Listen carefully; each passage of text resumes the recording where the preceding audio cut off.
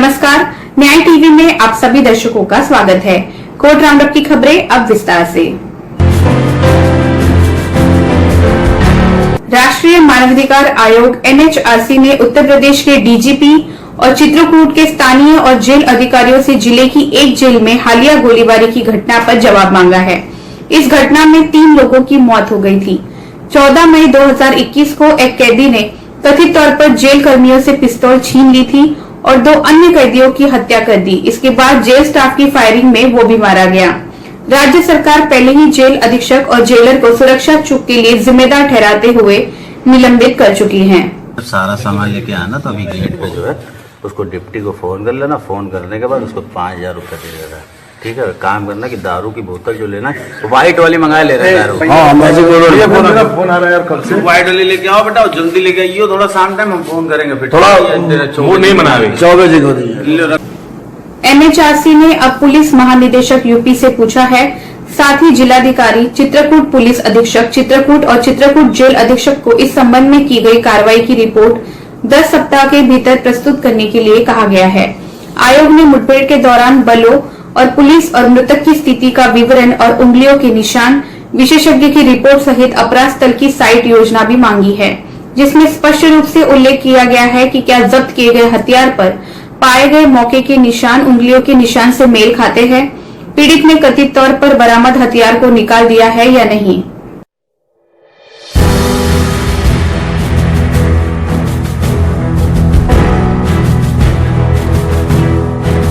इसने अधिकारियों से कहा है कि रिपोर्ट में निम्नलिखित दस्तावेज होने चाहिए।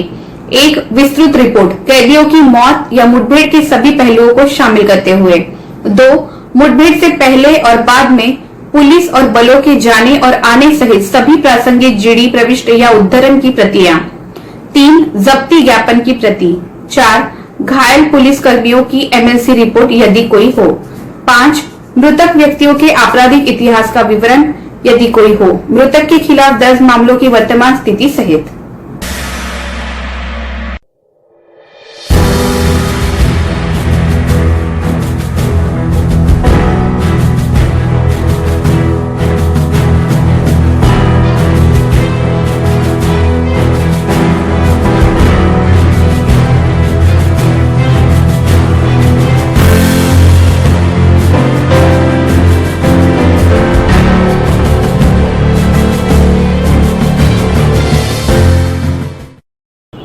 कलकत्ता हाईकोर्ट में वरिष्ठ अधिवक्ता AM सिंघवी ने आज बुधवार को कहा कि नारदा घोटाला मामले में सोमवार को 4 TMC नेताओं की गिरफ्तारी के खिलाफ CBI कार्यालय के बाहर CM ममता बनर्जी के नेतृत्व में धरना प्रदर्शन विरोध का लोकतांत्रिक तरीका था।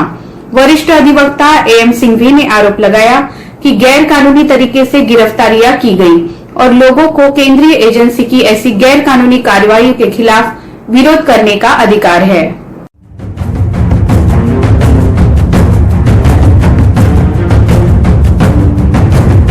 सीनियर एडवोकेट सिंघवी ने उच्च न्यायालय से कहा कि CBI ने गिरफ्तारी से पहले स्पीकर से मंजूरी नहीं ली और इसके बजाय राज्यपाल से संपर्क किया। एडवोकेट सिंघवी ने तर्क देते हुए कहा कि अगर गैर कानूनी तरीके से गिरफ्तारी की जाती है तो इसके खिलाफ विरोध करने का अधिकार है, जब तक कि एजेंसी के वैध कार्यों को प्रतिबंधित नहीं किया जाता है। एडवोकेट सिंघवी ने आगे कहा कि इस तरह की गैर कानूनी गिरफ्तारी के खिलाफ लोगों में आक्रोश है और नाराजगी जताने का अधिकार है।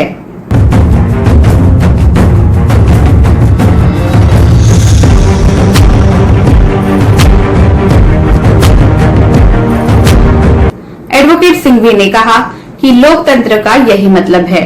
7 साल बाद इस मामले में गिरफ्तारी के खिलाफ लोगों का गुस्सा जाहिर है। एडवोकेट सिंघवी ने आगे कहा कि जैसा कि लोकतंत्र में होता है, सहमंत्रियों सह विधायकों द्वारा विरोध किया जाता है, लेकिन CBI को बीच में नहीं घसीटा जाना चाहिए। अब CBI का इस्तेमाल करके विरोध को रोकने का प्रयास किया जा रहा है। एडवोकेट सिंघवी ने कहा कि CM ममता बनर्जी विधायक के तौर पर CBI के पास गई। जब ACG ने विरोध प्रदर्शन के स्थान पर CM की उपस्थिति के बारे में पूछताछ की, तब एडवोकेट सिंघवी ने कहा कि CBI या विशेष CBI कोर्ट के ऊपर उसके ममता बनर्जी के पास क्या शक्ति है।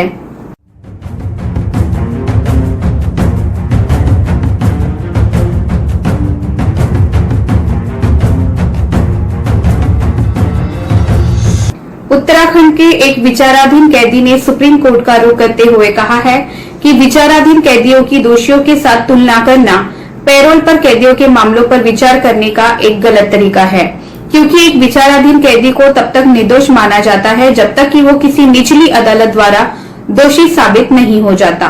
वकील ऋषि मल्होत्रा के माध्यम से अनिल सैनी द्वारा याचिका दायर में ये राज्य हाई पावर्ड कमेटी एचपीसी के फैसले को चुनौती दी गई है। याचिका में कहा गया है कि ये उन विचाराधीन कैदियों को पेरोल का लाभ देने से इनकार करती है जिन पर अधिक से अधिक 7 साल की कैद दंडनीय अपराधों का आरोप है और इस प्रकार ये संविधान के अनुच्छेद 21 का उल्लंघन है।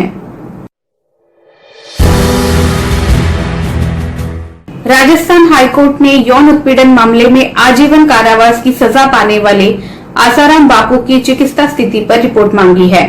आसाराम बापू का वर्तमान में एम्स जोधपुर में इलाज चल रहा है। न्यायमूर्ति संदीप मेहता और न्यायमूर्ति देवेंद्र कछवाहा की खंडपीठ ने चिकित्सा आधार पर आसाराम की सजा को स्थगित करने की एक याचिका पर सुनवाई करते हुए 21 मई को नवीनतम चिकित्सा रिपोर्ट अपने अवलोकन के लिए तलब की है। न्यायमूर्ति विनीत कुमार माथुर की एक अन्य पीठ आसाराम के बेटे द्वारा दायर एक रिट याचिका पर सुनवाई कर रही है। इसमें आसाराम के बेटे ने अपने पिता को आयुर्वेद उपचार देने की अनुमति मांगी है।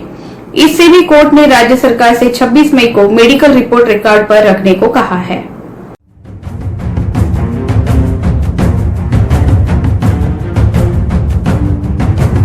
राजस्थान हाईकोर्ट की जयपुर पीठ ने कोविड-19 संक्रमण के शिकार हुए प्राइवेट डॉक्टरों के परिवारों आश्रितों को 50 लाख रुपए की अनुग्रह राशि देने की मांग वाली एक याचिका पर नोटिस जारी किया है। न्यायमूर्ति संजीव प्रकाश शर्मा की एकल पीठ ने मामले की सुनवाई 7 जुलाई को तय की है। याचिका एक होम्योपैथिक डॉक्टर की पत्नी ने दायर की है। होम्योपैथिक डॉक्टर की पिछले साल कोविड-19 संक्रमण के कारण मौत हो गई थी।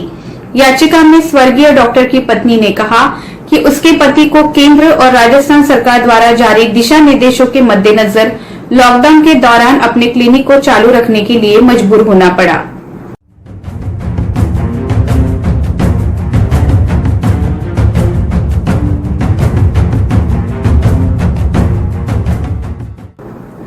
फिलहाल बस इतना ही।